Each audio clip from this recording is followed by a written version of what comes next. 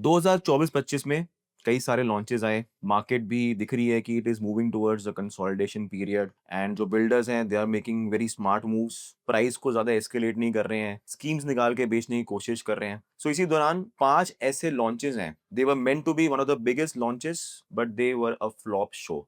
अब flop show की ना डेफिनिशन बहुत डिफरेंट है। इसका मतलब ये नहीं है कि बिल्डर ने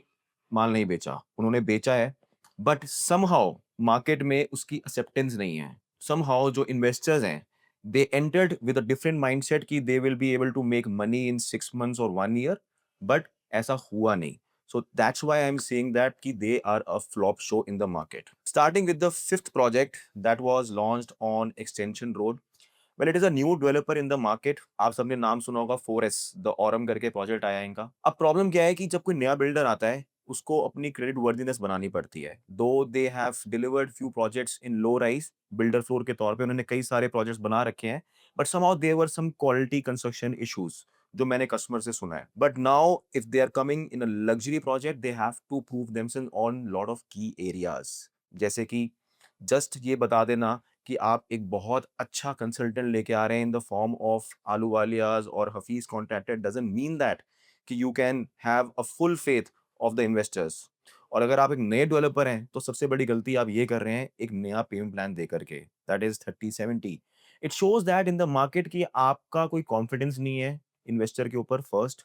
secondly you are trying to lure the customer. अगर आप शुरुआत में ही ल्योर करना शुरू कर देंगे लोगों का विश्वास बनेगा ही नहीं। थर्ड आई फील दैट कि लोकेशन में बहुत सारे फ्लॉज हैं। रेवेन्यू रोड जाती है बीच में प्रोजेक्ट से, then the land is very scattered, club house defined नहीं है, it is going to be under the buildings. So somehow the planning overall देखोगे अगर आप तो it is not well structured and I think that जो end user है I can feel थोड़ा बहुत एंटर किया है इस प्रोजेक्ट में because of the pricing and the payment plan, but if you see the overall structure and the planning of the project, it doesn't give you conviction as an investor that you can make money over the period of time. Now coming on to the fourth project,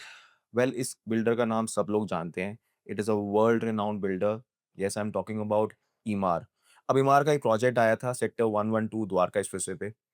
कुछ भी time हुआ, आपने देखा होगा कि sold out के boards लग गए थे बहुत जल्दी, बट अनफॉर्चुनेटली अगर आप देखोगे तो आज भी उसमें आपको 4 बीएचके की इन्वेंट्री मिल जाती है। ये तो सब लोग जानते हैं कि गुड़गांव में ये चीज़ का बहुत अच्छा खासा चलन है कि दिखाया जाता है बिल्डर की तरफ से कि my project is one day sold out, but it is not the actual reality.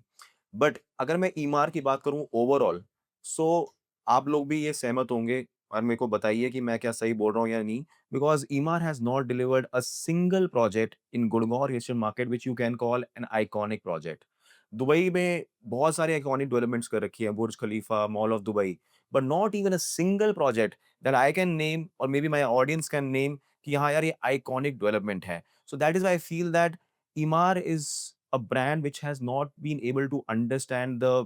the layouts or what is the Indian taste, चाहिए क्या उसको eventually. I think they have lacked there and that's why we see that there are other projects also. इमार का urban oasis आया, over subscribe था, वहाँ पे भी ज़्यादा प्रीमियम नहीं है। फिर उसके बाद इमार का एमआरएस आया, वहाँ पे भी हमने देखा कि अभी भी आपको मिल जाती है 4 बीएचके की इन्वेंटरी एक्सटेंशन रोड पे and the same is on Dwarka Expressway as well. Now the third builder that I'm going to talk about and the project is on Golf Course Road. Well, it is a A-listed player. Yes, I'm talking about Godrej. अब Godrej मतलब जिस भी industry में जाता है they are categorise as number one player, but somehow in real estate अगर मैं बात करूं तो शायद एक ऐसा प्रोजेक्ट होगा जहां मुझे लगता है इन्वेस्टर्स ने पैसा कमाया है, that is Godrej Meridien on Dwarka expressway. But except for that if you see एक हिस्ट्री चलती हुई आ रही है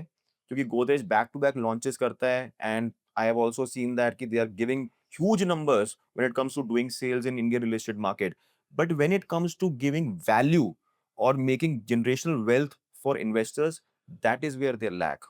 सबसे बड़ी प्रॉब्लम क्या है, गोल्फ कोर्स रोड पे भी बैक टू बैक लॉन्चेस करे इन्होंने।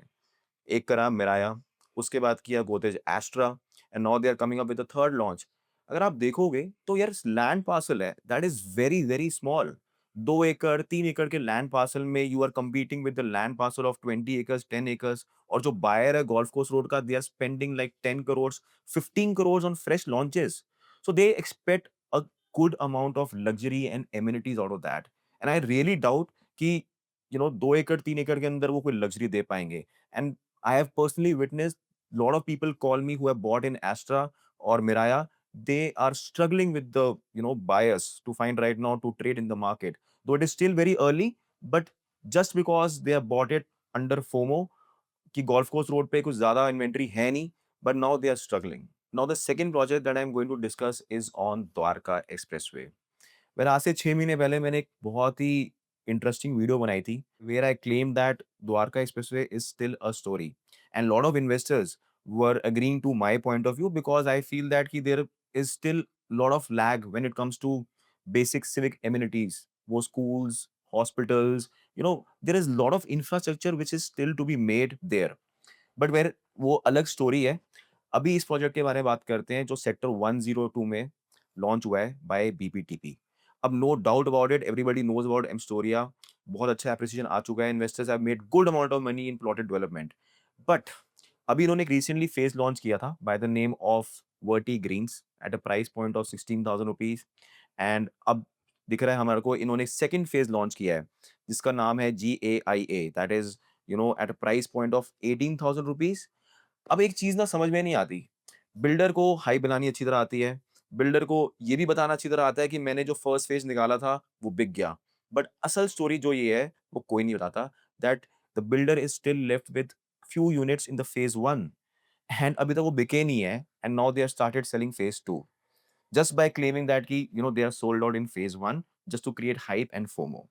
अब ये चीज ना अंडरस्टैंड करनी है आपको तो ये समझना जरूरी है कि द्वारका एक्सप्रेसवे पे ना जो सप्लाई है दैट इज ह्यूज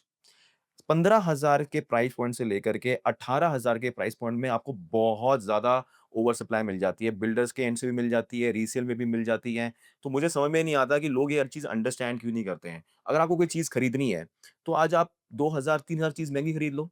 जो कि हटके है मार्केट में यूनिक है हो सकता है कि जैसे पॉकेट से पैसा ज्यादा जा रहा हो बट एटलीस्ट 4 साल 5 साल के बाद एक तो वो चीज आपको पैसा बना के देगी दूसरा उसकी डिमांड होगी मार्केट में बिकॉज उसके लेवल का कोई प्रोडक्ट ही नहीं होगा सो ये चीज लोगों को नहीं समझ में आती है and where I feel that they lack when it comes to thinking about how to do investment. Now, before moving to the number one project, which is a biggest flop of 2025, एक तो अगर आप मेरे channel पे first time video देख रहे हैं then do like and subscribe my channel and secondly मैं अब इस वीडियो के बाद एक वीडियो बनाने जा रहा हूँ एग्जिट स्ट्रैटेजी के ऊपर मेरे पास बहुत सारे कॉल्स आते हैं जहाँ पे लोग मुझे ये बोलते हैं कि हमने ये प्रोजेक्ट लिया हमें एग्जिट नहीं मिल रहा आप हमें एग्जिट दिलवा दीजिए so for that I am going to make a video it is going to be a knowledgeable video it is going to be helpful for दोस्त who have made wrong decisions at the time of buying any property और या तो उनको किसी broker ने lure कर दिया so make sure that you watch this video and now talking about the number one launch which was the biggest flop वो था सिग्नेचर ग्लोबल का क्लोवर डेल वेल मैं जब भी सिग्नेचर ग्लोबल की बात करता हूँ तो मुझे ऐसा लगता है कि they are the ones who look themselves up to DLF but unfortunately strategy कह लो मार्केटिंग कह लो प्राइस को बिल्डअप करने के लिए कह लो समहाउ दे लैक अब इस प्रोजेक्ट को मार्केट करने के लिए उन्होंने बहुत सारे इन्फ्लुएंसर्स कंसल्टेंट्स को हायर किया है कि ताकि मार्केट में हाइप बने बट अनफॉर्चुनेटली हर बार की तरह जैसे कि हमने टाइटेनियम में देखा था वही सेम हिस्ट्री रिपीट हो रही है because they were not able to perform that well in the market because अभी तक जो इनका फर्स्ट फेज था टाइटेनियम वन वो ढंग से बिका नहीं at a price point of 16,000 rupees. Now they have come up with a second launch of by giving it a new name, Cloverdale, at a price point of 18,000 plus plus plus. अब market में acceptance है या नहीं है मुझे नहीं पता but इतने बड़े बिल्डर को जो लिस्टेड है स्टॉक एक्सचेंज पे एटलीस्ट उनको तो पता होना चाहिए जो इतने बड़े बड़े कंसल्टेंट्स को हायर करके बैठे हुए हैं जो स्ट्रैटेजी बनाते हैं क्या उनको ये नहीं पता कि मार्केट में क्या चीज की डिमांड चल रही है just by coming up with smaller sizes and they think that they can come up with a higher price it doesn't mean that कि you can lure market ना आपने पेमेंट प्लान अच्छा दिया और ना आपने जो प्राइस पॉइंट है उसको ये देखा कि हाँ यार ये मार्केट में एक्सेप्ट होगा या नहीं होगा बस ये सोचा आपने कि टिकट साइज छोटा कर देते हैं तो मार्केट में एक्सेप्टेंस आ जाएगी वेल बहुत सारे पॉइंट्स है इस बारे में बोलने के लिए but personally I feel that signature global should look into these points कि जहां पे उनको पता होना चाहिए कि यार मुझे कैसे बेटर स्ट्रेटेजाइज करना है अपने आप को so guys these were the 5 biggest flops of 2025 अगर आपने किसी में भी इस प्रोजेक्ट में इन्वेस्ट किया है, so I feel that you need to consult first, because it is a wrong investment अगर आपने इन्वेस्टमेंट पॉइंट ऑफ व्यू से किया हुआ है। हाँ, अगर आपका होराइज़न है 5-6 साल का और आपने एज़ अ एंड यूज़र लिया हुआ है after seeing the layouts and it suits you well with your family, then it is fine. But investment point of view से आपको किसी ने ल्योर किया है ये बोल के कि जी 1-2 साल में आप फ्लिप कर लोगे, market is moving towards consolidation, so make sure that you make the right decision and you watch my next video which is coming up on exit strategy. So viewers, that's all in this video. I hope you have liked this content, and if you have, then do like and subscribe my channel and stay tuned for my next video. Till then, as always I say, keep investing but safely.